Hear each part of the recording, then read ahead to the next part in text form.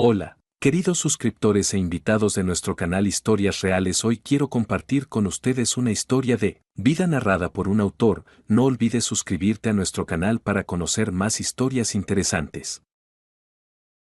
Aline examinó detenidamente el rostro de la mujer en la pantalla del portátil. Dio la casualidad de que el buscador le presentó un artículo sobre la tal Sofía, fundadora de una fundación benéfica que ayuda a los niños que se encuentran en situaciones difíciles, huérfanos o procedentes de familias muy pobres. Era una mujer adulta, bien peinada, de mirada amable, sonrisa abierta y un aspecto elegante y enérgico. Alina no podía apartar los ojos de su rostro, intentando recordar si era ella o no. Parecía que después de todo era ella. Alina carecía de total certeza, porque solo la había visto una vez en su vida, hace casi 15 años. Sin embargo, algún sentimiento interior le indicaba que efectivamente era la mujer que había desempeñado un papel tan importante en el destino de su familia. Alina se preguntó qué habría sido de todos ellos de no ser por Sofía, o tal vez no fuera ella después de todo. Alina volvió a hojear el artículo. En él se describía la vida de Sofía, que parecía bastante feliz, ahora que por fin había encontrado su verdadera vocación. Ayudar a los niños era la misión de su vida. Sofía incluso acogió a 3 pequeños del orfanato, los que todos los demás habían rechazado. Tenían problemas de salud y de comportamiento, pero ahora eran adolescentes prósperos, 2 niñas y un niño. Posaron en una foto con su madre adoptiva, guapos, bien vestidos y sonrientes. Hace apenas 10 años nadie les había dado la oportunidad. Sofía demostró con su propio ejemplo que lo imposible sí es posible. Lo más importante era el amor, la fe en los niños y la disposición para un trabajo largo y duro. No todo el mundo es capaz de hacer eso, por supuesto. Sofía era rica. Su marido era un destacado hombre de negocios y propietario de una conocida cadena de gasolineras. Además, ella misma había conseguido mucho. Trabajó como agente de bolsa durante muchos años y consiguió amasar una buena fortuna. En una entrevista, Sofía admitió que solía considerar su carrera el principal objetivo de su vida y que el dinero ni siquiera era el principal motivador. Creció en una familia bastante acomodada. Nunca tuvo apuros. El trabajo simplemente le fascinaba, la cautivaba e inspiraba plenamente, como un juego interesante al que se entregaba de todo corazón. Pero todo cambió entonces. Sofía tenía ya unos 40 años, cuando empezó a pensar en tener hijos. Fue entonces cuando descubrió que las cosas no eran tan sencillas. Alina leyó ese artículo en internet, sintiendo como si leyera un libro cautivador, conteniendo la respiración. Todo apuntaba a que Sofía era el ángel de la guarda y la salvadora de la familia. Todo encajaba con una precisión asombrosa. Alina se apartó de la pantalla, se recostó en el respaldo de la silla y dejó escapar un pesado suspiro. Los recuerdos la bañaban como olas lentas. Pesados recuerdos del pasado. Entonces estaba al borde de la desesperación. Alina no podía hacer frente a las dificultades que le habían sobrevenido. Parecía que no le esperaba nada bueno. Era un abismo negro de pobreza y de supervivencia. Alina era un joven e inexperta en aquella época. No quería levantarse por las mañanas porque qué bueno le traería otro día. Nunca antes ni después había experimentado un estado tan terrible. La vida no mimó a Alina en absoluto. Nació en una familia muy pobre. Su madre trabajaba en la limpieza y su padre trabajaba donde podía. Los dos eran analfabetos. Solo habían terminado el 9º curso y no habían estudiado nada más. Entonces, de alguna manera se conocieron y empezaron a vivir juntos. Por lo que Alina sabía, sus padres ni siquiera estaban casados de manera oficial. Los 3 vivían en un antiguo edificio de madera, a las afueras de la ciudad, en un antiguo cuartel. La familia tenía ya un pequeño apartamento, o mejor dicho, lo alquilaban. Los padres de Alina nunca consiguieron tener una casa propia. Se contentaban con una vida así. Cada vez que uno de los cónyuges conseguía ganar un poco más, lo celebraban con bebida, vecinos alegres, bailes, conversaciones hasta el amanecer, a veces incluso peleas.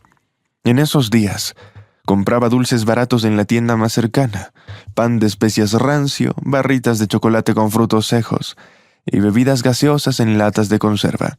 La niña se sentía casi feliz, pero en realidad siempre le seguía el miedo. Los invitados intoxicados de sus padres infundían temores en ella. A veces no podía dormir durante la noche entera, escuchando los ruidos de la cocina. Durante un tiempo ella pensó que todo el mundo vivía como ella. Alina no fue a la guardería. Desde entonces se quedaba sola en casa mientras sus padres trabajaban o salían a algún lado. Incluso le gustaba. Podía jugar donde quisiera y hacer todo el ruido sin que nadie la regañara. Las reprimendas no la calmaban. En el patio, Alina tenía muchos amigos. Los conocía desde el nacimiento. Eran hijos de esos mismos vecinos con los que mantenían estrechos lazos. Los padres de Alina y estos chicos y chicas crecían de la misma manera. El barrio era muy pobre, y así vivían todos. Pero llegó la hora de ir al colegio y Alina allí se dio cuenta de lo diferente que era su vida con la de tantos otros niños. Sus compañeros tenían mochilas nuevas, ropa limpia, llevaban bonitos juguetes y hablaban de juegos del ordenador y de viajes al mar. Alina parecía haber entrado en un mundo totalmente diferente. Al principio los niños trataban de mantener las distancias con ella. Era una niña desaliñada, con un vestido fino y una mochila remendada sobre los hombros, heredada de alguien de entre sus vecinos. Ella destacaba entre la multitud. Además, la propia Alina no se apresuraba a establecer vínculos con sus compañeros de la clase, que eran como extraterrestres para ella. Pero Alina observaba atentamente a esos chicos y chicas y comprendía muchas cosas de la vida. Mientras los observaba, hacía grandes esfuerzos por encajar en ese mundo desconocido, pero muy atractivo. Ella aprendió a mantener en orden sus cosas y su espacio de trabajo. En torno a su pequeño escritorio podía reinar el caos. Botellas vacías, trapos y basura podían estar esparcidos por todas partes. Pero en el propio escritorio había una limpieza perfecta. La niña empezó a pedir cosas nuevas a sus padres.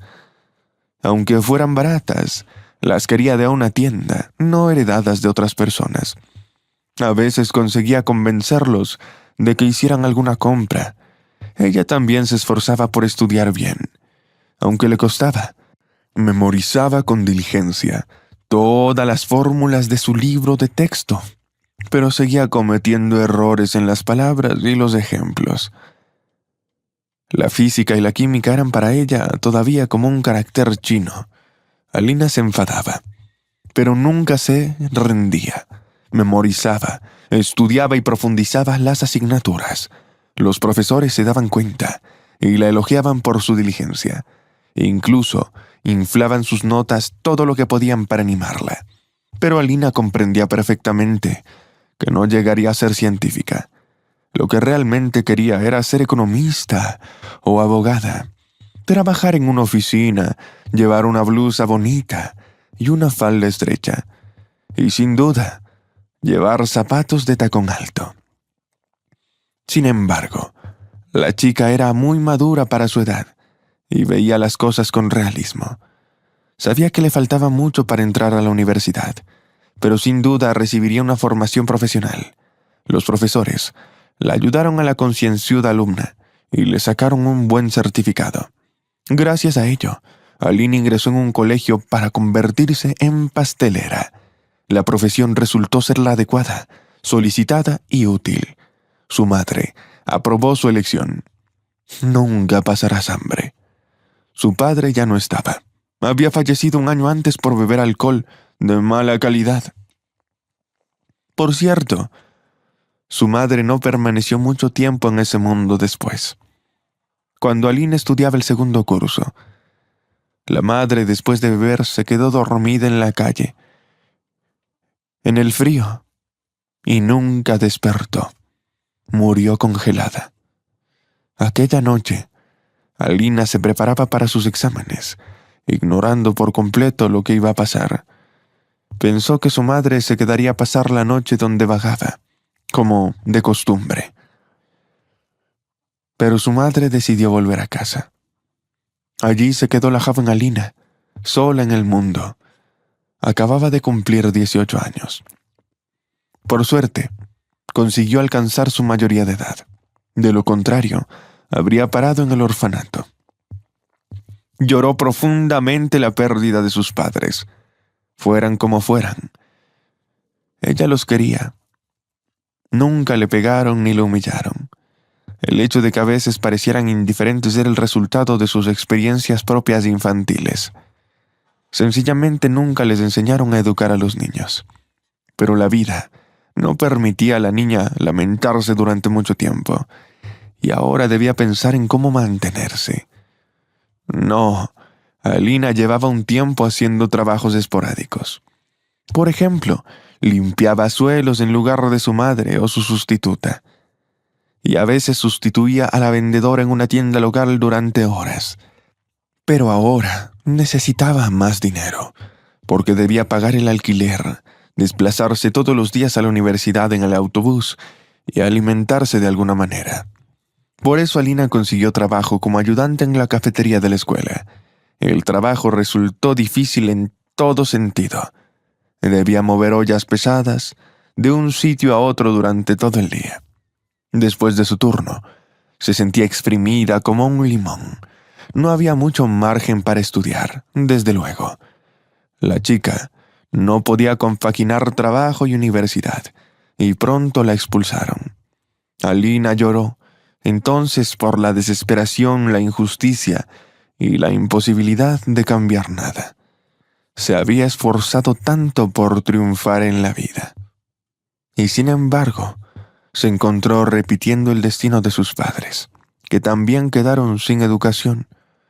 Pero Alina definitivamente no recurriría a la bebida, y tendría su propia familia, un marido cariñoso y trabajador que cuidara de ella.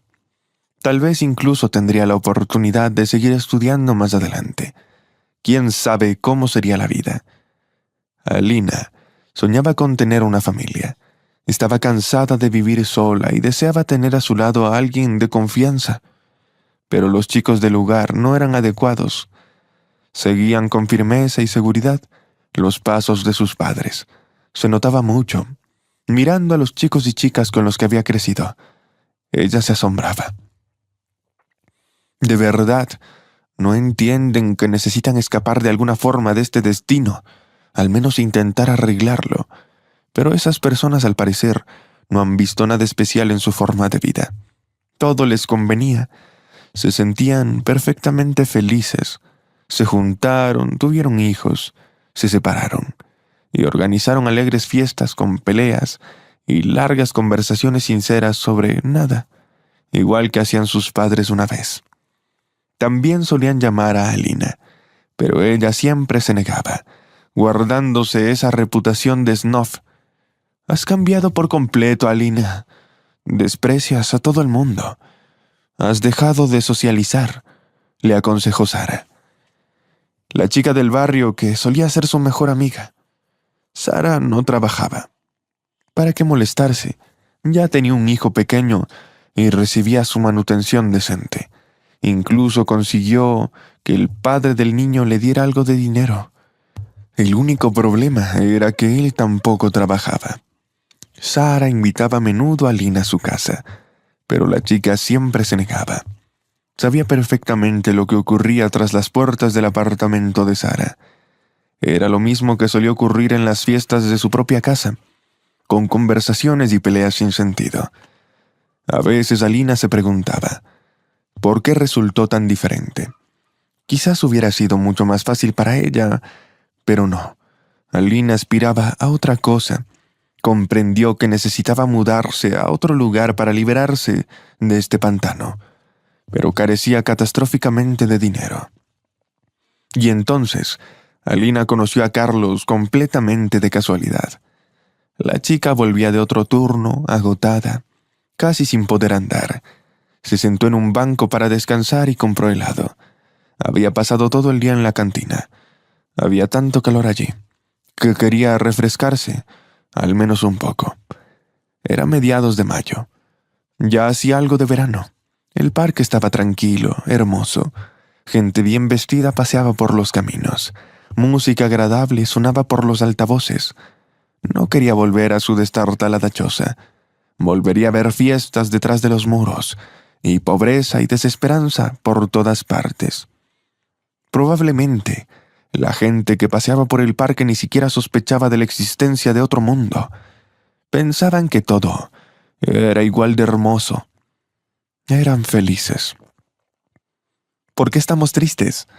Un joven de aspecto agradable, sonrisa franca, ojos oscuros y amables, encantadores hoyuelos en sus mejillas y el pelo castaño ligeramente despeinado. Se sentó junto a ella en el banco. Estoy paseando por el parque, ocupándome de mis asuntos y de repente me encuentro con un espectáculo. Una chica preciosa sentada sola en el banco, muy guapa y muy triste. No. Esto no está bien. Alina sonrió. Ese tipo amable la llamaba hermosa. Genial. Incluso le recorrían escalofríos. No se parecía en nada a esos extraños cumplidos de sus vecinos, pero ella era solo una belleza ordinaria. ¿Y quién era él? Soy Carlos, se presentó aquel desconocido. ¿Puedo saber tu nombre? No lo consideres descortés o entrometido. Solo quiero dirigirme a ti de alguna manera. No te importa, ¿verdad? Alina sonrió ligeramente, sintiéndose intrigada por lo que ocurriría a continuación. Carlos no la repelía ni la molestaba. Al contrario, la hacía sentir muy cómoda. Su sonrisa era cálida, amable y sincera. Estuvieron sentados en aquel banco durante mucho tiempo, hablando de todo lo que había bajo el sol, compartiendo historias sobre ellos mismos y acercándose poco a poco, hasta casi convertirse en una familia. Carlos también había perdido a sus padres. Lo crió su tía, la hermana de su madre. Nunca conoció a su padre y su madre falleció cuando él tenía 5 años. Una joven con el corazón débil le dejó quedarse con la familia de su tía. Estaban encantados de tener una boca más que alimentar y no lo echaron de la casa, pero no podían darle el cariño y los cuidados que merecía su sobrino. No obstante, Carlos comprendió las circunstancias y agradeció que su tía no lo enviara al orfanato. Algo de familia es mejor que estar con extraños, razonó. Alina sintió con la cabeza. Quizás Carlos tuviese razón, pero su tía seguía siendo demasiado indiferente y distante. Los propios padres de Alina la querían a su manera y cuidaban de ella. Resultó que Carlos nunca había experimentado el afecto de sus padres.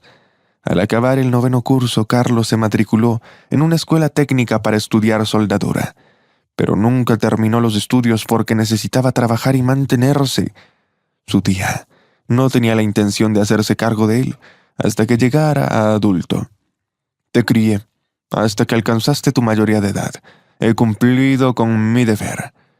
Ahora es el momento de que empieces tu vida y te mudes. Así que Carlos tuvo que terminar rápidamente sus cursos de conducción y conseguir trabajo en el depósito de motores de la fábrica. Alina se sorprendió. Se parecía mucho a su propia historia. No pudo seguir estudiando porque necesitaba mantenerse.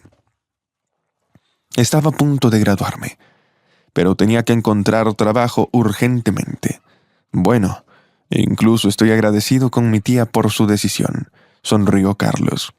Ahora solo tengo 20 años, pero ya soy totalmente independiente.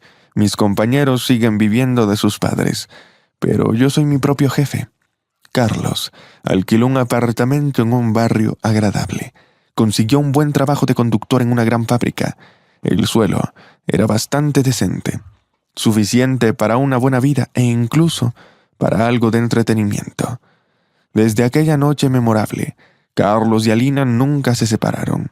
Empezaron conociéndose y teniendo citas. A Carlos siempre se le ocurría algo nuevo. Paseaban por el centro histórico, admirando edificios insólitos, o se sentaban en una cafetería, o en un establecimiento de cuya existencia la chica no tenía idea, o cualquier otra cosa. Apenas un mes después, Carlos le propuso a Alina que se fuera a vivir con él. Ella aceptó encantada. Al fin y al cabo, era más beneficioso alquilar un piso en lugar de dos. Además, hace tiempo que la chica soñaba con abandonar su destartalada vivienda. Carlos resultó ser amable, cariñoso y sensible, exactamente el tipo de persona que ella siempre había soñado tener a su lado. Sabía cocinar, hacer reparaciones y llevar sus finanzas. Era hábil, responsable y práctico. Y lo más importante, amaba profundamente a Alina. Por supuesto, ella también lo sentía y le correspondía. Ambos se sentían realmente felices juntos. Tenían tanto por delante. Creían que juntos alcanzarían el éxito. No era casualidad que el destino hubiera unido a dos personas con historias y visiones de la vida tan parecidas. Carlos trabajaba como conductor, mientras que Alina seguía trabajando en el comedor escolar. Ahora, volvía a casa encantada. De camino compraba algo delicioso para preparar la cena favorita de Carlos y esperaba ansiosa su regreso del trabajo. Se casaron oficialmente un mes después de empezar a vivir juntos. Todo fue muy rápido para ellos. Decidieron no celebrar una gran boda. No era necesario. No tenían dinero ni parientes que requirieran un evento tan formal. Era mejor invertir en su casa. Lo celebraron juntos en un restaurante, disfrutando de la compañía del otro. Carlos miraba a Alina con los ojos serios y decía: «Lo haré todo por el bien de la familia. Seremos felices y nuestros hijos también. Movería montañas por nosotros». Carlos intentó de verdad cumplir esa promesa. Trabajaba duro, ahorraba sus bonos para la futura vivienda. La pareja compartía el sueño común de tener su propio piso, y trabajaban para conseguirlo. Ambos comprendían que alcanzar ese deseo les llevaría tiempo, pero eran pacientes. Aún no tenían prisa de tener hijos. Creían que primero deberían ganarse su propio rincón.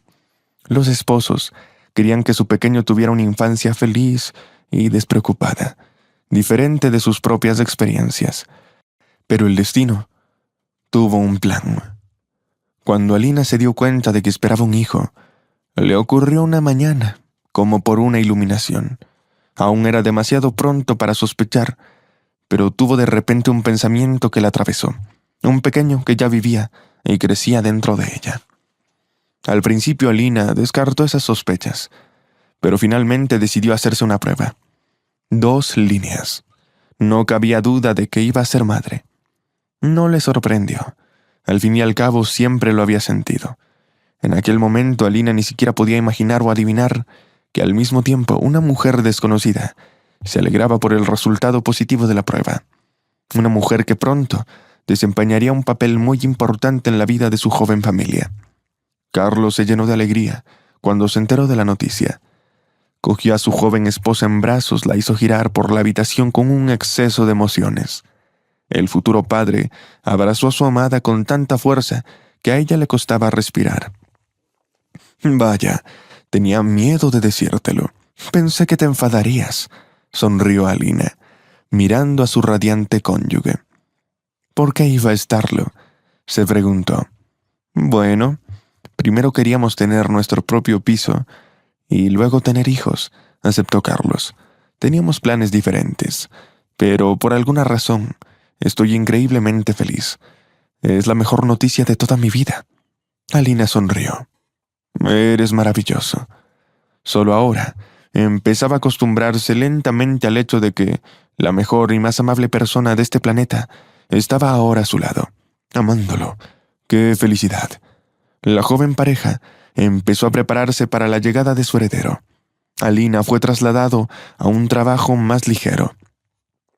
Ya no podía cargar con olas. Su salario disminuyó. Pero Carlos empezó a aceptar trabajos adicionales. Durante el día trabajaba para su jefe y por las tardes llevaba materiales a la obra en un camión. Hacía todo lo que podía para ganar más dinero. «Nuestro hijo debe tener todo lo que necesita, y más», decía Carlos, abrazando a Lina después del trabajo. Alina sintió pena por su marido. Podía ver lo cansado que estaba, pero ¿qué podían hacer? Su marido tenía razón. No tenían a nadie con quien confiar. Tenían que conseguirlo todo por sí mismos, y no era fácil. Por fin llegó la tan esperada baja de maternidad.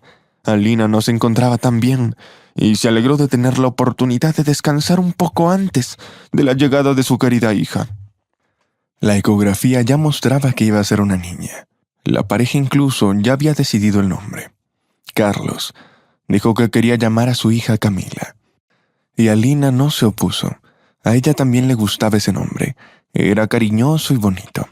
Sucedió una tarde a finales de septiembre, y no había señales de problemas. Carlos fue a hacer un trabajo extra, trasladar muebles de una ciudad a otra. Estaba contento por la oportunidad de ganar un dinero extra, que sin duda no era innecesario. Hacía buen tiempo, la carretera estaba tranquila, y a pesar de su juventud, él era un conductor experimentado. Alina solía preocuparse cuando su marido hacía viajes de larga distancia, pero aquella tarde no estaba preocupada en absoluto. Estaba tumbada en el sofá con su portátil, eligiendo cosas para que se pusiera el bebé cuando salieran del hospital. Sí, aún faltaban un par de meses para ese momento, pero llevaba tiempo en cargar y entregar el paquete. Alina sonrió al ver los monos y peleles diminutos, pero lo que realmente le llamó la atención fueron los vestidos. Resulta que incluso hacen lujosos trajes de noche para los recién nacidos. Le resultaba tan agradable imaginar a su pequeña con esos conjuntos. Se preguntó a quién se parecía la pequeña Camila. Solo lo sabrían dentro de 2 meses. Tanto Alina como Carlos eran atractivos, así que su hija Camila sería sin duda muy guapa. Pero eso no era lo importante. Solo querían que estuviera sana. Y entonces sonó el teléfono. Alina sintió de inmediato que algo no andaba bien, y no quiso responder a la llamada. Era de noche, y un número desconocido aumentaba su inquietud. Pero no tenía escapatoria. «Alina». La voz agitada de Andrei llegó desde el teléfono. La chica lo reconoció de inmediato. Era el socio de Carlos, su colega. El tono del hombre la llenó de preocupaciones. «Alina, algo terrible ha pasado. Carlos ha tenido un accidente, se ha estrellado». Alina jadeó. «¿Cómo? ¿Qué ha pasado?» Perdió el control. En la carretera voló hacia una zanja. Lo han llevado al hospital regional. Y está vivo. No sé nada. Fue un accidente horrible. Pasaba por allí y vi el camión. Me era familiar. Aquí delante de mis ojos está pasando algo así. Ve al hospital regional o llama para saber si lo han llevado allí».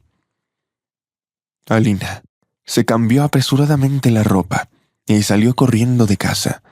Las sienes le latían con fuerza. La sangre le corría a toda velocidad.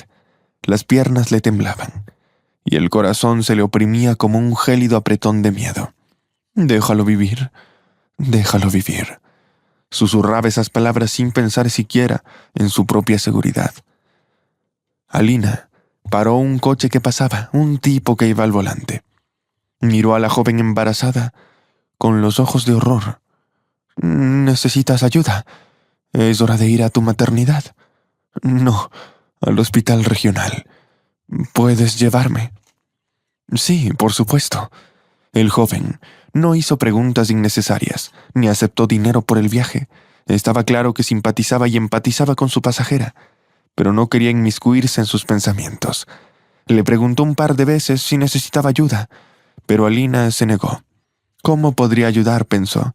El joven le condujo hasta las puertas del hospital regional, le deseó suerte y se marchó. Alina se apresuró a entrar a la oficina de registro para averiguar por fin dónde estaba su marido y qué le había ocurrido. Tuvo que correr entre los edificios del gran hospital regional durante mucho tiempo. Nadie sabía nada. La hacían rebotar de un departamento a otro como si fuera un balón de fútbol. Alina estaba completamente desorientada, hasta que por fin encontró la información necesaria. «Lo están operando ahora mismo», contestó la chica del mostrador, revisando cuidadosamente los registros en un grueso cuaderno.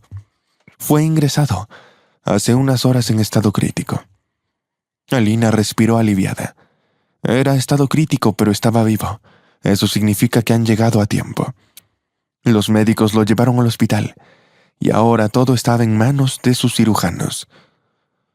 «¿Pero qué le ha pasado? ¿Cómo está? ¿Cuáles son sus heridas?»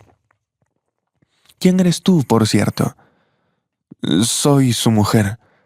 Se reprochó en silencio por no haber pensado en traer su pasaporte. Estaba tan nerviosa cuando salió corriendo de la casa que ni siquiera se le pasó por la cabeza. Afortunadamente los documentos no eran necesarios, y la chica del mostrador creyó su palabra. «Espera a que termine la operación. El cirujano te contactará. Nada más deja tu número de teléfono». «¿Puedo esperar aquí?» «¿Qué sentido tiene? La operación puede durar varias horas seguidas. Ya es tarde. Vete a casa. Necesitas descansar en tu estado. De todos modos, no vas a ayudar nada aquí». Sin embargo, Alina permaneció en el hospital hasta el fin de la operación, sentada junto a las puertas del departamento quirúrgico, rezando para sí misma en el diván. Nunca lo había hecho. Ni siquiera había pensado que pudiera hacerlo.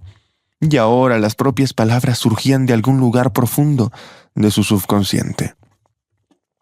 Carlos debe sobrevivir. Simplemente debe hacerlo. ¿Cómo podría estar sin él? La chica de la recepción se le acercó varias veces, trayéndole agua y galletas. Al principio parecía estricta e indiferente, pero luego se mostró atenta y cariñosa. Miró a Alina con simpatía y le dijo palabras alentadoras. Incluso la abrazó un par de veces. Ese apoyo lo hizo un poco más fácil. La operación duró mucho tiempo y había terminado por la mañana. Alina no había cerrado los ojos en todo el tiempo. ¿Cómo se puede dormir cuando el corazón se estruja de miedo por un ser querido? Finalmente, el exhausto cirujano salió del pasillo. Alina temblaba de miedo. Escrutó su rostro, intentando comprender qué noticias les daría. «La lesión es grave. Tuvimos que luchar por la vida de su cónyuge. Le hemos sacado del abismo. Ahora, todo depende de su cuerpo. Si puede resistir o no. En cualquier caso, los próximos días son críticos. Si sobrevive, su recuperación será difícil y larga». Alina asintió con la cabeza. En ese momento, no pensó en las dificultades que se avecinaban. Lo principal para ella era que Carlos sobreviviera. El cirujano le contó los detalles de las heridas de Carlos. Su estado era realmente muy grave. «¿Por qué se esfuerza tanto?», suspiró tristemente el médico al final de su monólogo. «Antes era muy fuerte, guapo y poderoso. Ahora, en el mejor de los casos, quedará inválido. Y eso si sobrevive. Oh, joven, no piensas con la cabeza», suspiró Alina. No se puede explicar con pocas palabras esa persona que se esforzaba por el bien de su hijo, trabajando varios turnos, aceptando cualquier trabajo disponible. Por eso se forzó demasiado. Lo más probable es que en la carretera perdiera la vigilancia del cansancio y acabara en esa zanja. Alina salió al porche del hospital. Ya había amanecido, llamó a un taxi. Por suerte, no se había olvidado el teléfono en casa, aunque podría haberlo hecho en ese estado. El teléfono volvió a vibrar. ¿Quién podría llamarla tan temprano? La persona para la que Carlos trabajó anoche. «Sé lo que pasó», dijo. «Tengo entendido que tu cónyuge está en el hospital. Está vivo, según lo que me han dicho». «Eso es bueno, pero por favor, entiéndeme, mi camión no tiene arreglo y los muebles están dañados. De acuerdo con el contrato, tu marido es responsable financieramente. Así que le pido amablemente que me reembolse esa cantidad, aunque no sea inmediatamente. Podemos hacerlo a plazos». «Sí, por supuesto. contestó Alina y colgó. Solo ahora pensaba en los problemas de dinero de otro tipo. Carlos era el principal proveedor de su familia. Pagaba el alquiler y compraba alimentos. Los ingresos de Alina apenas cubrían las necesidades básicas. Todo lo demás dependía de los hombros fuertes y fiables de Carlos. ¿Y ahora qué? Era una catástrofe. ¿De dónde sacarían el dinero para la comida y el alquiler? Y puede que también necesite medicación. Carlos va a necesitar tratamiento, rehabilitación. ¿De dónde sacará los fondos? Probablemente tenga una deuda enorme. El camión, los muebles, eso no tiene nada que ver. Y pronto vendrá al mundo su pequeña hija. Las lágrimas brotaron de los ojos de Alina. Impotente, se desplomó en los escalones del porche del hospital, y entonces allí mismo, un dolor punzante le atravesó el abdomen. Fue tan intenso que Alina tuvo su vista oscurecida. Pareció remitir, pero un instante después volvió con más intensidad. Alina se abrazó el estómago y se retorció de dolor. Ese dolor venía en oleadas. Alina no podía pensar en Carlos ni en los problemas económicos que habían afectado a su familia. Todo se volvió insignificante. Lo único que quería era que se le pasara el dolor. Alina pidió ayuda con sus últimas fuerzas. Personas con batas blancas, una camilla, luces brillantes en el quirófano. A Alina le hicieron algunas preguntas. Las contestó, a veces claramente equivocada. Entonces, a alguien le puso una máscara en la cara y le pidió que contara de 10 a 1. Alina se concentró y empezó a contar. Pronto llegó a la oscuridad y la tranquilidad. Alina sintió que flotaba en algo suave y apacible. Lo más importante era que el insoportable dolor había desaparecido. Sin pensamientos, preocupaciones, miedos. Solo era silencio y paz. Alina se sintió incluso un poco decepcionada cuando abrió los ojos y se encontró en la sala del hospital. Tenía la boca terriblemente seca y su lengua pegada al paladar. Sensaciones desagradables. Alina yacía bajo un goteo intravenoso y tenía unos cables conectados al pecho. Sintió una extraña ligereza en todo el cuerpo. Instintivamente se agarró el vientre, pero no lo tenía. ¿Cómo era posible? El miedo y la preocupación le hicieron sudar frío. ¡Hey, alguien! Alina gritó con todas sus fuerzas, pero su voz salió suave. Realmente era apenas audible. Sin embargo, salieron fijándose en la paciente. Una mujer con bata blanca entró a la habitación, posiblemente una doctora o enfermera. ¿Dónde está mi bebé? Alina hizo una pregunta que determinó toda su vida. Nunca antes había estado tan asustada. Tu niña está en la sala de prematuros, está viva, tranquilizó el empleado del hospital. Tuviste un parto prematuro, debido a tu estrés. Es bueno que estuvieras en el hospital en ese momento. Se le presentó ayuda, rápidamente, y está viva. Sí, está viva.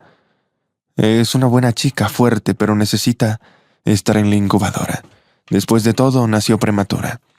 He visto a muchos niños como ella, y todo estará bien.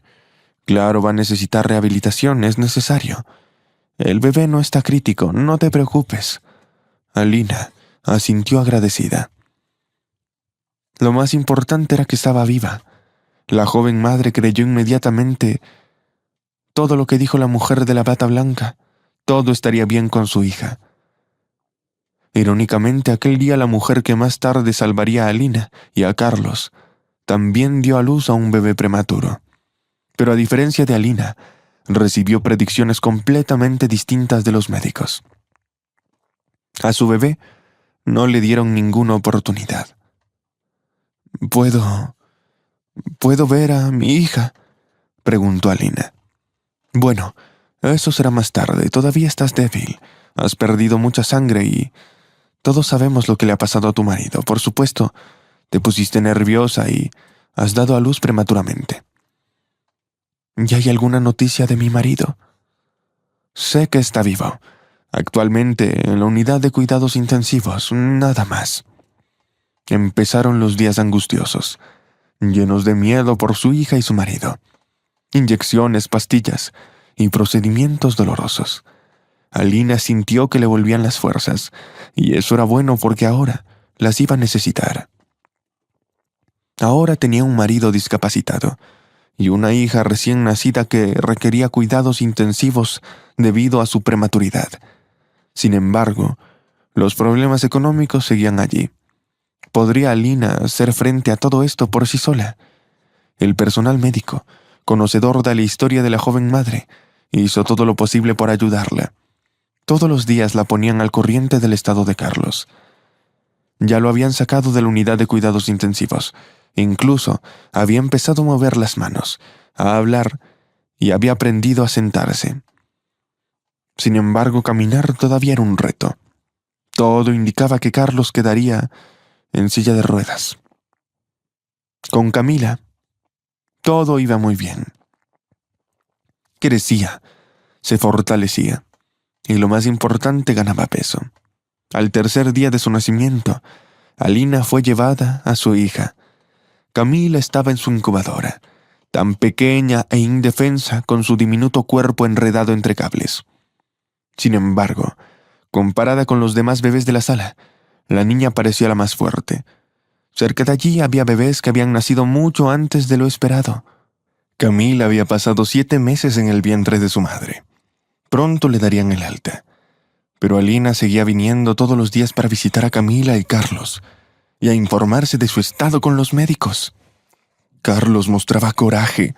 Era doloroso ver a su otrora joven y fuerte marido en una silla de ruedas. Pero le aseguraron que se recuperaría pronto y que recobraría las fuerzas para trabajar. «Basta ya de ser holgazanear y ser independiente», dijo con una sonrisa radiante mientras miraba las fotos de Camila. «Deseo recuperarme cuanto antes y ver a nuestra hija. La llevaré en hombros por el parque. Incluso aprenderé a trenzarle el pelo». Alina sonrió con tristeza. A juzgar por lo que le había dicho el médico tratante, era poco probable que Carlos se levantara. Había una posibilidad, pero se necesitaban muchos fondos para su rehabilitación. ¿De dónde podrían sacarlos? Un sincero agradecimiento a los médicos. Ayudaron a agilizar el proceso de concesión de prestaciones por invalidez a Carlos, que incluían pagos sociales o algún tipo de servicios médicos gratuitos. Todo eso es poco, insignificativamente poco, para la plena recuperación de Carlos, y encima el dueño del camión llamaba todos los días y exigía dinero. La mujer tuvo que buscarse un trabajo. Ahora limpiaba las entradas por las mañanas y por las tardes. Por escaso que fuera el dinero, aún le quedaba tiempo. Camila seguía en el hospital. Pasó cerca de un mes, y Carlos recibió por fin el alta. Volvió a casa en silla de ruedas. Era bueno que hubiera rampas en su entrada, pero seguía habiendo muchos inconvenientes, sí. A Carlos le costó adaptarse a su nueva realidad. Pero no desesperó. Apoyó a Alina y buscó trabajo, rastreando internet en busca de oportunidades para ganar dinero para ellos, para gente que no podía caminar. Prácticamente no había ofertas de trabajo. Y finalmente dieron de alta a la pequeña Camila. La alegría de los jóvenes padres no tenía límites.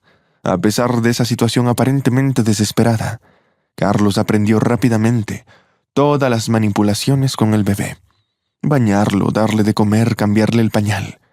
Al ver que el joven padre se las arreglaba bastante bien, Alina decidió ponerse a trabajar. «No tenemos suficiente dinero. De todas formas, te las arreglarás en casa con el niño. Volveré a la cantina, no hay otro remedio», dijo. Carlos se vio obligado a aceptar. Alina podía ver lo difícil que era para él. No era para menos, siendo el principal sostén de la familia durante tanto tiempo.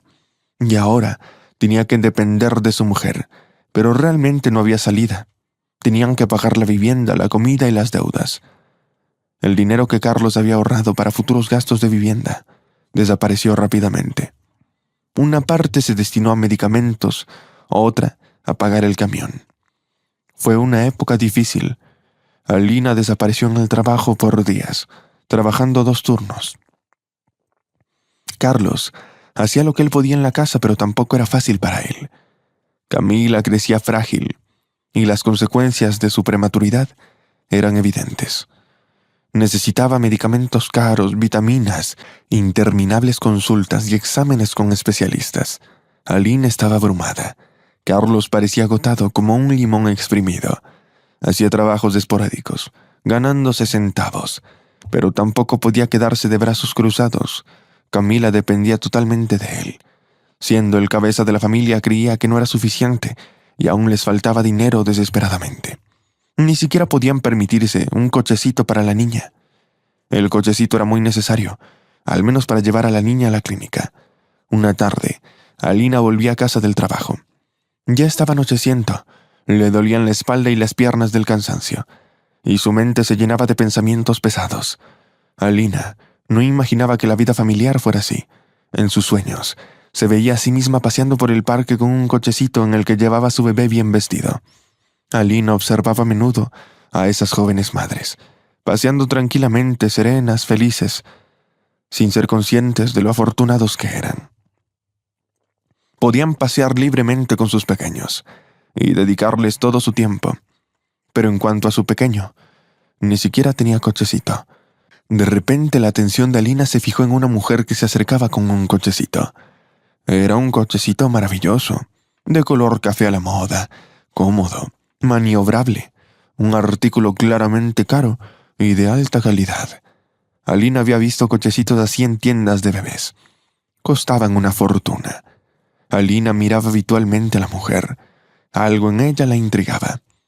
Era elegante, bien peinada. Quizás mayor, pero hoy en día mucha gente tiene hijos a los 41 años. Sobre todo los ricos, está de moda. Pero ¿por qué esperaba tan triste esa mujer? Quizás le había ocurrido algo en la vida. Seguramente algo terrible debía haberle ocurrido para explicar esa mirada. Parecía que todo le iba bien, empujando aquel precioso y caro cochecito. Seguro que dentro habría un bebé bien vestido. La mujer dirigió el cochecito hasta una zona del apartamento con un contenedor de basura. Hacía tiempo que no se recogía la basura, y aquello se había convertido en un vertedero improvisado. Alina pensó que tal vez la mujer tiraría una bolsa de basura y seguiría su camino, pero la desconocida actuó de otro modo. Suspiró, meció el cochecito un par de veces y se alejó a paso ligero. Se dirigió más allá de las casas, dejando atrás el cochecito. Alina no daba crédito a lo que veía en sus ojos, y se apresuró a acercarse a los contenedores de la basura. Lo primero que hizo fue mirar dentro del cochecito. No había nadie. Alina suspiró aliviada. Había llegado a la conclusión de que algún trastornado había abandonado a un bebé en el montón de la basura. A veces se describen casos así en el internet. Pero afortunadamente, el cochecito estaba vacío. ¿Por qué lo había dejado aquí esa desconocida? Lo más probable es que se deshiciera de él. A veces la gente deja cosas buenas cerca de los cubos de la basura para que se las lleven los necesitados. Esta mujer, su hijo, debe haber crecido. Allí está deshaciéndose del cochecito innecesario. Sí, bueno, esa era la explicación más razonable. Pero Alina intentó no emocionarse demasiado. ¿Y si la mujer vuelve ahora? ¿Y si simplemente dejó el cochecito aquí mientras se ocupaba de sus asuntos o cuidaba del niño? Es una extraña elección de lugar, desde luego, pero quién sabe. Pasó media hora y la mujer seguía sin aparecer. Alina vigiló el cochecito todo ese tiempo porque, bueno, ¿y si lo coge otra persona? Un objeto así no se quedaría cerca de los cubos de la basura. Y realmente necesitarían un cochecito para Camila. Es simplemente necesario. Al final, Alina se convenció de que la dueña no necesitaba el cochecito y se lo llevó tranquilamente a casa. Carlos, al ver tal actuación, incluso silbó sorprendido. «Vaya, mira, qué cochecito tan elegante». Alina sonrió. «Yo también estoy asombrada. Una mujer lo dejó delante de mis ojos y se marchó. Esperé un rato pensando que volvería, pero no, nunca volvió. Es extraño, es un cochecito muy lindo y obviamente caro. Podría haberlo vendido y ganar dinero. Y está casi como nuevo. Está en excelentes condiciones. Sí, es muy extraño. Parece nuevo. Carlos negó con la cabeza, inspeccionando los neumáticos más de cerca. Bueno, no podemos entender a los ricos. Carlos se ofreció voluntario para limpiar el cochecito él mismo. Fue entonces cuando descubrió la carta, una hoja de papel doblada, en el bolsillo lateral del cochecito. Era un mensaje completo. «Ven aquí», llamó Carlos a su mujer, que en ese momento jugaba con Camila. «Esto es increíble, léelo», le dijo, entregándole el periódico. «¿Dónde lo encontraste?» «Estaba en el cochecito, ni siquiera sé cómo reaccionar. Es una carta increíble». Alina tomó la hoja de papel y empezó a leer. La letra era hermosa, casi caligráfica.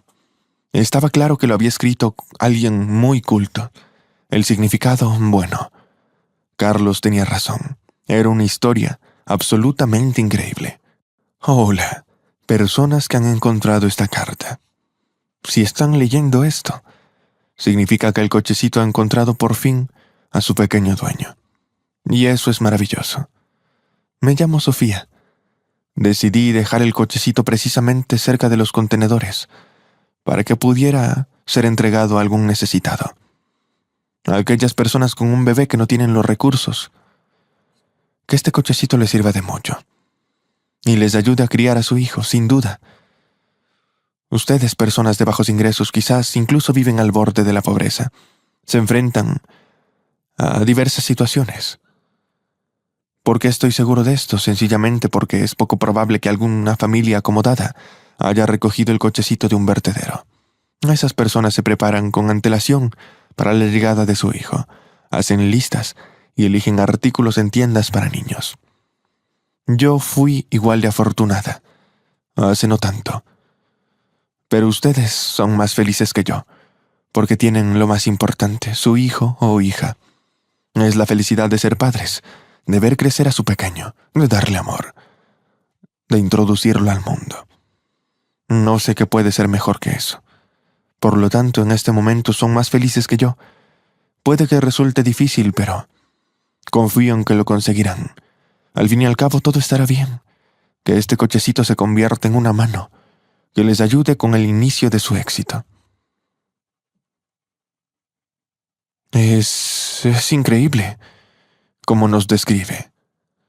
Sigue leyendo, hay muchas cosas interesantes, sobre todo al final. Alina volvió a la lectura. Mi vida era como un continuo cuento de hadas, en el que todos mis deseos se hacen realidad. Desde niña, nunca conocí la negación en nada. Mi padre era un empresario de éxito. Mi madre, una financiera. Mis abuelos, maternos y paternos. Yo era su única nieta. Pueden imaginarse cómo me mimaron. Cuánto amor, cuidados y atención. Invirtieron mucho en mí, y yo sabía que llegaría el momento en el que se lo transmitiría todo a mis propios hijos.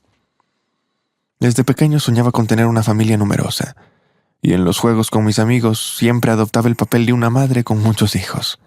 Desde niña, oía decir a todo el mundo que yo sería una madre maravillosa, así que crecí con ese pensamiento. Resultó que la vida es muy vibrante, diversa e interesante. Viajábamos mucho con mis padres, pero los viajes con amigos eran algo completamente distinto. En general, tuve una vida de estudiante feliz. Tuve la oportunidad de vivir en el extranjero y de visitar distintos rincones del planeta.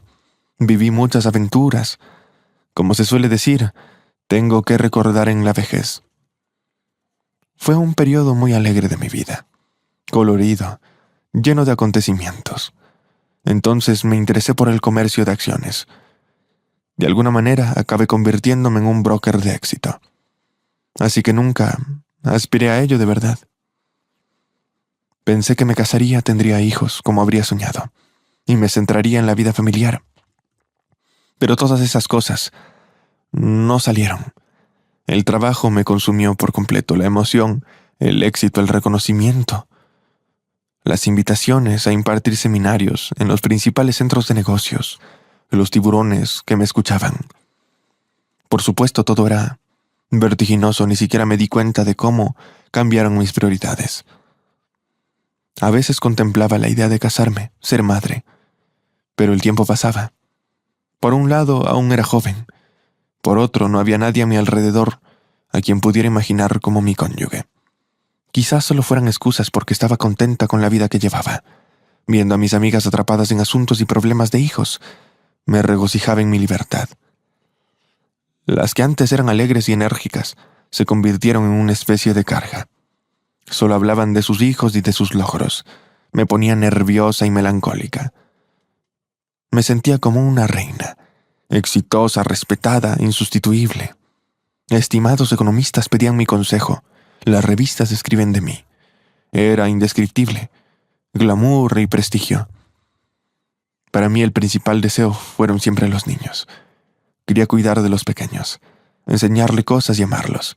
Pero durante ese periodo, por alguna razón, decidí que la maternidad era cosa de amas de casa perezosas e ilimitadas.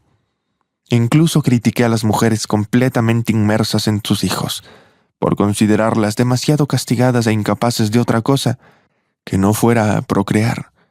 Casi dejé de relacionarme con mis amigas que tienen familia. Sus hijos me molestaban. Ni siquiera entiendo cómo sucedió. ¿Ya no tienes hijos? Es la pregunta que me hizo una vez uno de mis conocidos. Hace poco di a luz a un hijo, y no podía pensar en otra cosa que en él. Me hizo pensar, no, yo no tengo hijos. Es solo que durante ese periodo no quise cargar con todo eso. Es estupendo no depender de nadie, ser libre y despreocupado. Si quería ir a la playa, volaba con mis amigos. Si quería ir al club o de compras, lo hacía. Si quería un romance nuevo, empezaba uno. Y me sumergía de lleno en hermosas relaciones. Pensaba que todavía tenía tiempo para ser madre en el futuro. Muchos años después. Pero ahora mi vida ya era lo bastante vibrante y emocionante. De alguna manera todo se volvió pesado. El trabajo, los riesgos, los romances casuales, los clubes, la bebida, el baile. Incluso viajar perdió su atractivo. Añoraba el calor de la familia, una persona de confianza a mi lado. Al parecer, había llegado mi momento, aunque para entonces ya tenía 35 años. Recordé mi viejo sueño de ser madre, de muchos hijos. Ahora, cuando miraba a mis amigas casadas, ya no lo hacía con desprecio, sino casi con envidia. También quería todo eso, un marido, hijos, familia. Fue entonces cuando me di cuenta de que el trabajo y el reconocimiento no sustituyen el calor de tus seres queridos. Se me llenaron los ojos de lágrimas. Supongo que con esos pensamientos maduré. Y justo en ese momento, conocí a Pavel por casualidad, en un café donde ambos desayunábamos antes del trabajo. Entre nosotros, como suele decirse, saltó una chispa. Al principio intercambiamos miradas, luego él se acercó. Señorita, no puedo dejar de mirarla. Usted es increíblemente hermosa y tiene ojos increíbles. Puedo decir por ellos que eres una persona amable y cariñosa. Fue un placer recibir un cumplido tan exquisito, sobre todo de alguien que me atraía. Pero me apresuré a decepcionarlo. Vaya, parece que no entiendes bien a la gente, no me conoces nada y sin embargo, has decidido que soy amable y buena. Pero no es así. Parece que todavía no te conoces bien a ti mismo. Sonrió Pavel. Yo, en cambio, entiendo bien a la gente, y nunca me equivoco. Lo entenderás más tarde. Empezamos a hablar, y Pavel me intrigó al instante. Era muy inteligente, perspicaz y lo más importante, me miraba con admiración y ternura. Así empezó la relación. A los 6 meses ya estábamos celebrando una gran boda. Resultó ser el propietario de una pequeña granja lechera. Lo que más me cautivó fue su sentido del humor y su carácter afectuoso. Con él por fin me sentí mujer, en el sentido más estricto de la palabra. Resulta que es muy agradable cuando alguien te cuida, cuando te protege. Nos pospusimos la cuestión de tener hijos para más adelante, ya que ambos estábamos en una edad en la que había llegado el momento de ser padres. Resultó que él sueña con tener una familia numerosa, igual que yo. Estar con Pavel reavivó mi sueño infantil. Me di cuenta de que por encima de todo quería ser madre lo antes posible. Fue entonces cuando quedó claro que las cosas no eran tan sencillas. El embarazo tan esperado no se produjo. Por primera vez en mi vida, no pude conseguir lo que quería. Fue descorazonador. Pavel me tranquilizaba contándome historias de conocidos que tampoco habían sido padres enseguida. Pero eso no me hacía sentir mejor. Perdía los nervios con mi marido, aunque le quería mucho. Él soportaba abiertamente todas mis rabietas. Sigo sin entender de dónde sacaba tanta fuerza. Al cabo de un tiempo buscamos ayuda médica. Al principio, a los médicos les costó diagnosticar el problema. Pavel y yo nos sometimos a exámenes exhaustivos. El dinero no era un problema. Así que visitamos a los médicos de renombre tanto en nuestro país como en el extranjero.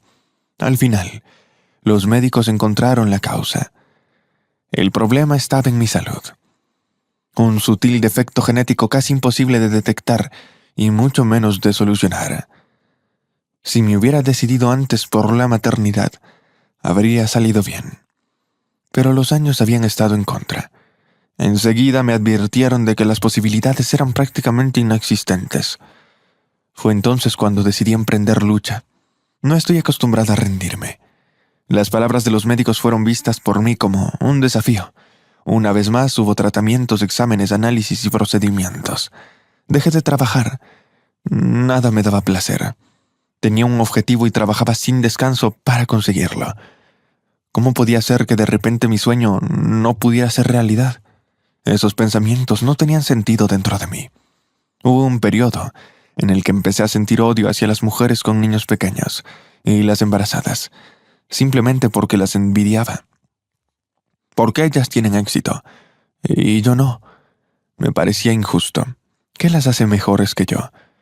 Yo habría sido mucho mejor madre, estoy segura. Pavel tenía mucha paciencia conmigo. Me calmaba y me apoyaba.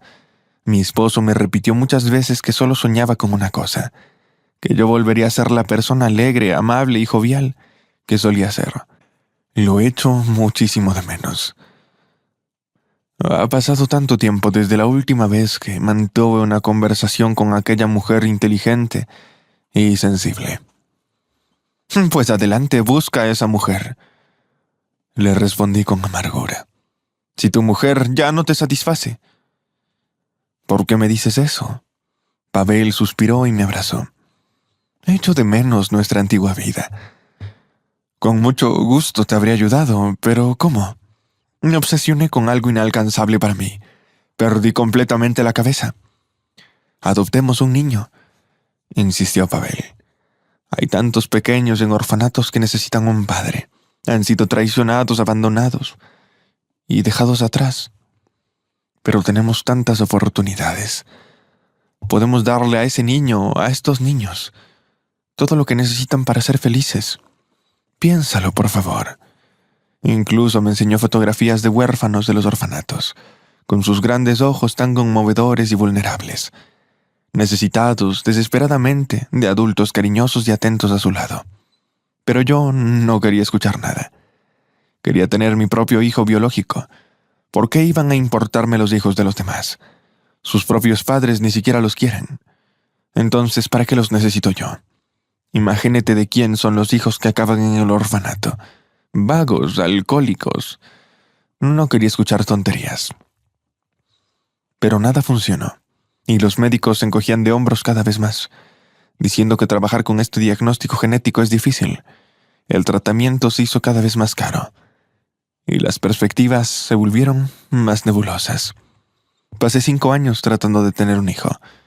Fue una época difícil, en la que la esperanza y la decepción se sustituían mutuamente.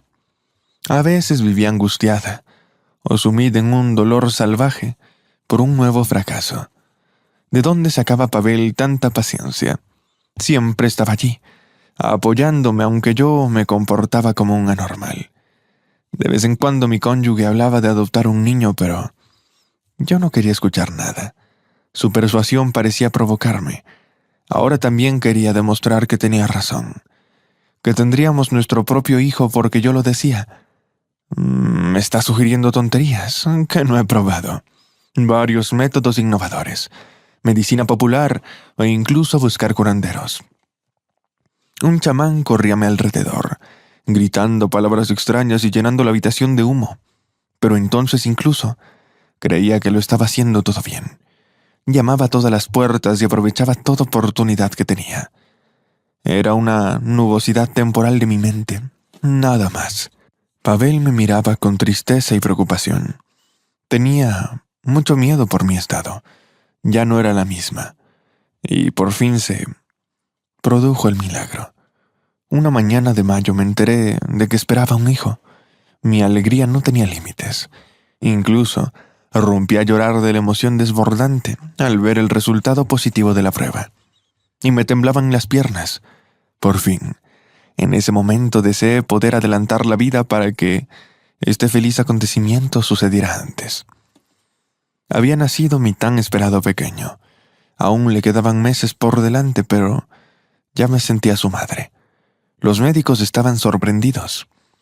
Mi caso resultó ser un milagro. Ingenuamente creí que ocurrió porque mi deseo era tan fuerte que las cosas sucedieron así. Por supuesto, Pavel estaba encantado también. Yo tenía un sentimiento de superioridad sobre él.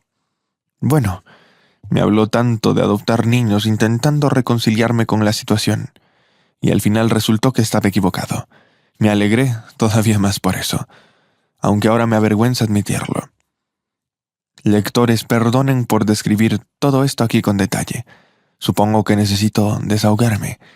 Quiero que alguien sepa mi destino, que comprenda lo que siento. Lean hasta el final, les espera algo interesante e importante. De verdad quiero ayudarte a ti y a tu pequeño. No solo materialmente, sino también con consejos. Mi vida. Saca las conclusiones correctas y evita repetir los errores que yo he cometido. Aprecia lo que tienes. El embarazo fue difícil desde el inicio.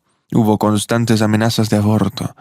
No salía del hospital por meses, a veces semanas, tumbada en la cama sin levantarme, protegiendo a mi pequeño. Mi salud se deterioró y los médicos me sugirieron interrumpir el embarazo porque las pruebas indicaban que mi cuerpo no podría soportar la carga. Mi vida corría peligro. A pesar de tener una enfermedad grave que idealmente no me permitiría dar a luz, no quise hacer caso. Había soñado con ese embarazo. Esperé ese momento tanto tiempo, y de repente, ¿debo renunciar al bebé? No, de ninguna manera. Son médicos. Les pago enormes cantidades de dinero para que hagan su trabajo. Yo les gritaba eso. Háganlo bien, es cuestión de unos meses. Estamos en el siglo XXI. ¿Es la medicina realmente tan moderna hoy en día?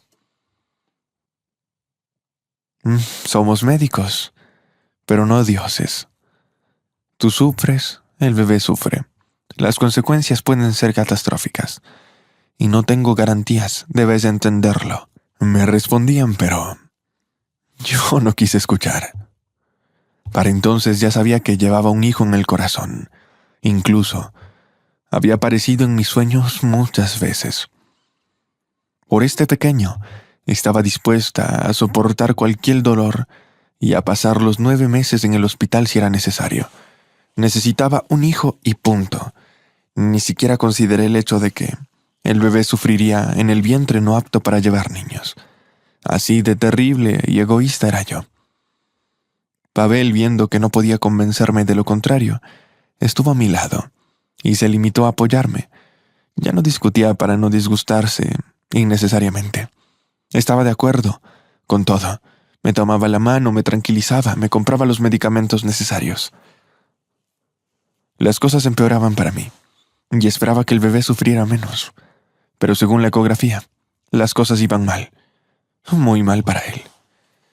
Temía mucho por mi pequeño. Él era el sentido de la vida. Hablaba con mi hijo, le pedía que aguantara, que se distrajera de alguna forma. Navegaba por páginas web con artículos infantiles. Miraba cochecitos, elegía ropa para mi pequeño. Eran preocupaciones muy agradables. Llegaban paquetes a casa, muchísimos. Al mirarlos pensaba en lo bueno, porque eran la prueba de que Pavel y yo éramos casi padres. Había tantas cosas de niños en la casa, que solo había que esperar a que el pequeño nazca. Sin duda sería el niño más feliz del mundo. Y las dificultades se olvidarían como si fuera una pesadilla. Nuestro hijo nació mucho antes de lo esperado. Las manipulaciones de los médicos no sirvieron de nada. Mi cuerpo decidió deshacerse de aquello que perjudicaba mi salud y me hacía daño. El pequeño resultó débil y enfermizo. Veía sus manos y pies delicados, el color extraño y brillante de su piel. Me dolía el corazón. Solo cuando miré a mi hijo envuelto en cables me di cuenta de que había sido egoísta. Los médicos me advirtieron que iba a ser así. Y ahora yo estoy mucho mejor. Mi salud se recupera. Pero el bebé no está bien. Está solo en la unidad de cuidados intensivos, luchando por su vida. Los médicos dijeron inmediatamente que casi no había esperanza. Pero yo seguía creyendo en un milagro. Incluso amenacé a los médicos, diciéndoles que si pasa algo, yo los haría responsables. Por supuesto, no ha servido de nada. Mi niño luchó durante varios días y se rindió. Cuando me lo contaron, mi mundo se volteó. Me enfadé con todos, culpé a los médicos, incluso a Pavel. En mi opinión, él no creía lo suficiente, así que él también tenía la culpa. Llegó un momento en el que Pavel me ingresó en una clínica. Una habitación con paredes blandas, personal atento, conversaciones con un psicoterapeuta, silencio, tranquilidad y medicamentos. Poco a poco empecé a volver en mí. Reevalué muchas cosas y me di cuenta de que había sido una persona egoísta, centrada únicamente en mis deseos, y de lo mal que me había comportado con Pavel. Empecé a pensar en el futuro. En aquel momento no sabía lo que haría, pero definitivamente comprendí que necesitaba dirigir mi energía, no hacia la ira y el odio, sino hacia la creación. Fue entonces cuando las conversaciones con mi marido resurgieron en mi mente. Pavel tenía razón. Hay muchos niños desfavorecidos en el mundo y hay que ayudarlos. Que no tengas tu propio pequeño no significa que no haya otras personas a quien dar el amor y cuidados no gastados. Volví a casa siendo una persona diferente. Pavel era muy feliz con todos, diciendo lo mucho que me echaba de menos. Y aquí estaba yo a su lado de nuevo. Fue muy dulce. Las tragedias que nos ocurrieron me recordaron las cosas que conseguí acumular en cantidades incontables. Ropa, juguetes, muebles. Pavel los guardaba en una habitación separada. Se convirtió en una especie de museo. Mirar esas cosas todavía me duele profundamente. Tíralos, le dije a mi marido. ¿Para qué? Quizás sea mejor dárselo a los necesitados. Pavel, como siempre, estaba en lo correcto. Empecé a ir a albergues con cajas blancas y bolsas. Allí conocí al personal, me enteré de las historias de los niños. Muchas historias y destinos complejos, tragedias, traiciones. Algún día, cuando me dé el tiempo, escribiré un libro sobre ello. La gente debe saberlo. Me fascinaba. Quería ayudar a los pequeños desfavorecidos, hacer su vida un poco mejor. Y podía hacerlo. Tenía los medios y ahora creo que voy a organizar mi propia fundación benéfica. Es un reto, pero me las arreglaré. Ya he empezado a aprender cómo organizarlo todo. Mientras tanto, mientras ayudo a los niños de los orfanatos, les compro las cosas necesarias, organizo celebraciones. Me hace muy feliz ver las sonrisas en las caras de esos niños y niñas. Ha pasado algún tiempo. Parecía que había regalado todas las cosas que compré para mi hijo, pero un día me encontré con aquel cochecito. Recordé con cuánto cuidado lo elegí, estudié sus características, presté mucha atención a cada detalle. Quería que mi hijo estuviera cómodo y feliz. pero no, por desgracia, nunca tuve la oportunidad de usarlo. El cochecito estaba guardado en el sótano, así que Pavel y yo nos olvidamos de él. Se puso tenso cuando me di cuenta, pensando que volvería a hacer alguna locura. Pero sorprendentemente, solo sentí una suave tristeza y arrepentimiento, porque había vuelto a encontrarle sentido a la vida. Sabía que lo que había ocurrido con mi hijo no fue en vano. Ahora, en honor a mi hijo, ayudaré a muchos otros niños. Nuestro niño vivió muy poco, pero en su corta vida va a cambiar mucho a este mundo. Pero ¿y el cochecito? Tuve una idea muy interesante al respecto. Los niños de los orfanatos tienen una vida dura. Todo el mundo lo sabe. Todo el mundo habla de ello, pero al menos se les cuida, se les alimenta y se les viste. Carecen de amor y cuidados del padre, pero se les proporciona materialmente de la A a la Z. Hay otra categoría de niños. Sus padres ganan centavos y ni siquiera pueden comprarse lo esencial. ¿Cuántas familias hay así? Normalmente nadie las ayuda. La gente cree que si hay un papá y una mamá, que crían a sus propios herederos. Pero las situaciones varían. No solo los vagos e irresponsables se encuentran en situaciones difíciles. Decidí dejar este cochecito donde lo encontraran personas que lo necesitan desesperadamente. Las cosas buenas que ya no se necesitan suelen dejarse cerca de los contenedores de basura. Eso es lo que yo le hice al cochecito. Gracias por leer esto hasta el final. Espero que esta carta haya llegado a la persona adecuada. Yo creo que sí. Estoy seguro de que ahora estás desesperado, sin dinero, incapaz de ver el futuro, pero por eso quiero ayudarte con algo más. No muy lejos de donde encontraste este cochecito, hay un edificio inacabado de una tienda, una zona abandonada. Allí, bajo el porche, dejé algo más para ti. Espero que te ayude a rehacer tu vida y a criar a tu pequeño como una persona digna. Buena suerte con todo. Atentamente, Sofía. Alina, confusa, apartó la sábana y miró a Carlos. ¿Crees que todo esto es verdad? Estás hablando de que algo nos espera bajo ese porche. Y sobre toda esta historia en general. Yo no sé qué pensar, se encogió de hombros Carlos. Pero definitivamente revisaré bajo el porche ahora mismo. No quiero esperar hasta mañana. Los padres durmieron a la pequeña Camila, sabiendo que dormirá al menos 4 horas seguidas, y ellos no necesitan tanto tiempo. El edificio deseado estaba muy cerca. Pueden manejarlo en 20 minutos. «¿Es de este lugar?», susurró Carlos, acercándose al porche de la tienda inacabada. Se inclinó y empezó a buscar con las manos bajo el porche. Alina estaba cerca y tenía miedo de algo. Miró a su alrededor, quién sabe. ¿Y si es una broma o algo peor? ¿Y si alguien quiere tenderles una trampa? ¿Y si alguien les está observando ahora mismo, desde la esquina? «Mira», exclamó Carlos sacando un pequeño paquete envuelto en celofán. El tipo abrió inmediatamente el envoltorio y silbó asombrado. Alina miró lo que le tendía. Era un grueso fajo de billetes, muchísimo dinero. Alina incluso se pellizcó para asegurarse de que no era un sueño. Era una fortuna. «Quizás no sea real», dudó la chica. «No, parece que son reales». Carlos examinó cuidadosamente aquellos billetes.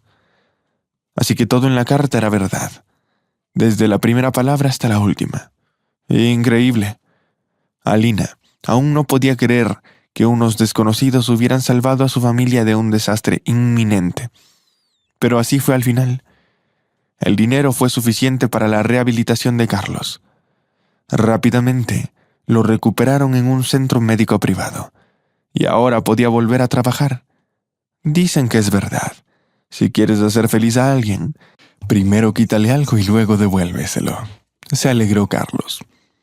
Por fin, fue aprender, aunque tardó mucho tiempo, y no solo salió bien a la primera. Padre e hija dieron sus primeros pasos juntos, uno desde el nacimiento, el otro después del accidente. Los jóvenes tenían lo suficiente para comprarse su propio apartamento, un pequeño de 2 dormitorios, en una zona no tan prestigiosa, pero era suyo, acogedor, familiar y querido. Con gran placer, la joven pareja hizo reformas en su nido y lo arregló a su gusto. Sí, tenían suficiente dinero encontrado bajo el porche para amueblar el nuevo lugar, y Carlos volvía a trabajar. Así la familia ya no pasaba necesidad. Alina pudo disfrutar tranquilamente de su permiso de maternidad con Camila, sin necesidad de trabajar constantemente en la cafetería. Era una gran felicidad ver crecer a su hijo, presentarlo al mundo y dedicar tiempo al pequeño, sin preocupaciones por la supervivencia. Carlos saldó su deuda con su antiguo empleador y encontró un nuevo trabajo. Ahora no hacía varios turnos y era mucho más atento y cuidadoso que antes. La vida había mejorado. Un día, Alina paseaba por el parque con el cochecito, el mismo cochecito de un maravilloso tono café, diseñado para transformarse en un vehículo para sentarse. Camila movía las piernas en el cochecito y miraba el mundo con asombro. Llevaba un ligero vestido blanco y un elegante sombrero. Parecía una muñeca, y Alina se sorprendió a sí misma pensando que ahora es esa joven madre feliz, una de las que solía envidiar. Y luego, todo gracias a Sofía, una mujer que había vivido una tragedia pero que consiguió superarse y encontrar su verdadera vocación. Quizás ahora Sofía ayude a otros niños huérfanos y bebés de familias pobres. Es maravilloso que existan personas así en el mundo. Pasaron los años.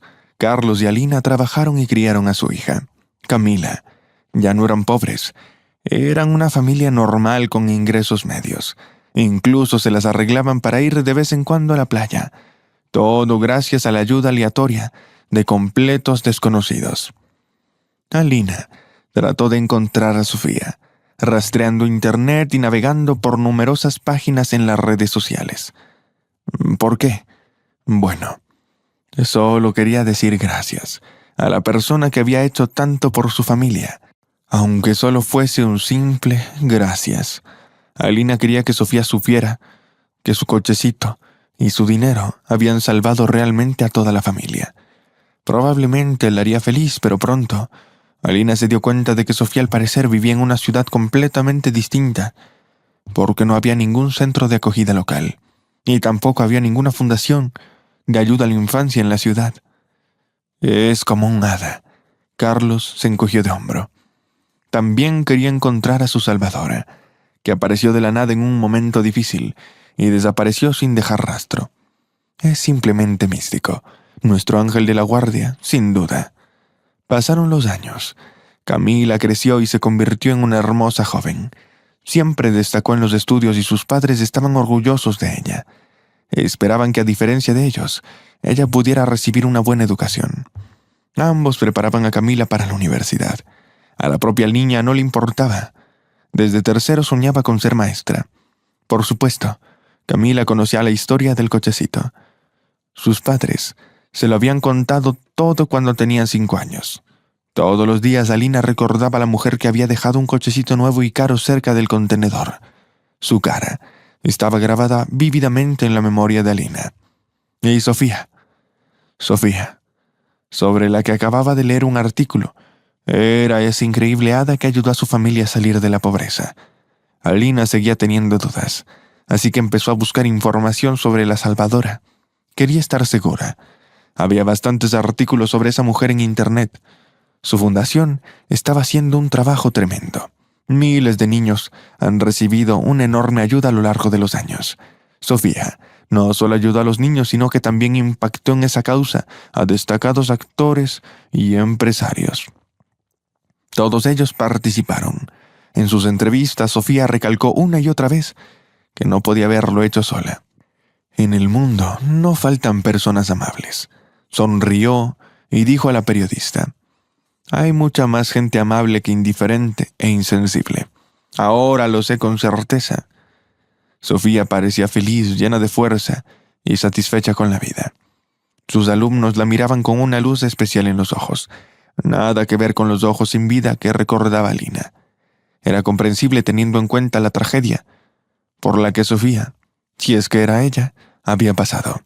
Y ahora la mujer se había encontrado a sí misma y se había comprometido en una misión importante y de gran responsabilidad. «¿Debo escribirle o no?», pronunció. «Es una pena que Carlos esté de viaje. Ojalá pudiera consultarle ahora mismo». Alina estaba acostumbrada a discutir todo con su marido. Decidió indagar un poco más sobre Sofía para saber si merecía la pena molestar a una persona tan ocupada. Sofía tuvo una vida rica y vibrante. Viajaba mucho, tanto dentro del país como por todo el mundo. Casi siempre la acompañaban sus hijos adoptivos, que ahora eran adolescentes. Sus destinos se habían desarrollado de forma tan diferente, tan única.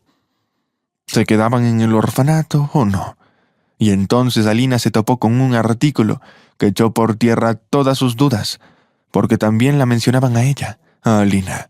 Era un artículo extenso con numerosas fotografías. Sofía respondía a las preguntas minuciosamente, sin pasar por alto ningún detalle. ¿Qué lo empezó todo?, preguntó la periodista. ¿Cómo decidió que su vocación era ayudar a los niños desfavorecidos? Como he dicho antes, todo empezó cuando perdimos a nuestro pequeño hijo tan esperado. Nos preparábamos para su llegada y quedaban muchas cosas. Pensé que esos juguetes, mantas, podrían serle útiles a alguien. Ya no teníamos a nuestro hijo, pero esos objetos no debían desperdiciarse, así que empezamos a distribuir bolsas y cajas a centros de acogida. Tenía sentido dar los artículos infantiles, que no queríamos a los orfanatos. Allí siempre serían útiles. Y entonces, justo cuando pensaba que me había deshecho de todo, me encontré con ese mismo cochecito. Ese cochecito que seleccioné cuidadosamente para mi propio hijo. Me dolió, no lo negaré. Pero entonces yo ya había aprendido a controlar mis emociones y decidí que tenía que ayudar a la familia que lo merecía, que tenían un recién nacido pero no tenían los medios. Tenía que encontrar a una familia especial. Cualquiera no me convenía. Incluso viajé a ciudades vecinas, buscando y observando. Me sentía anormal, pero aún así continué con esta extraña actividad. Tal vez la tragedia nubló mi mente en aquel entonces. En cualquier caso, no me arrepiento. Un día vi a una chica triste. Había mucha ansiedad en sus ojos, visiblemente perceptible como el peso de los problemas. Presionaba los frágiles hombros de la chica.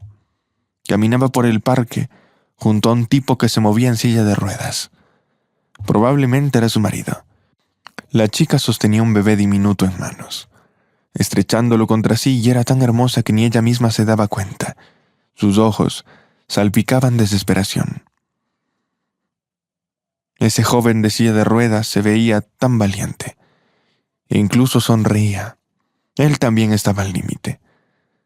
Seguía a esta familia y me conmovieron. Caminé ligeramente por detrás y escuché su conversación.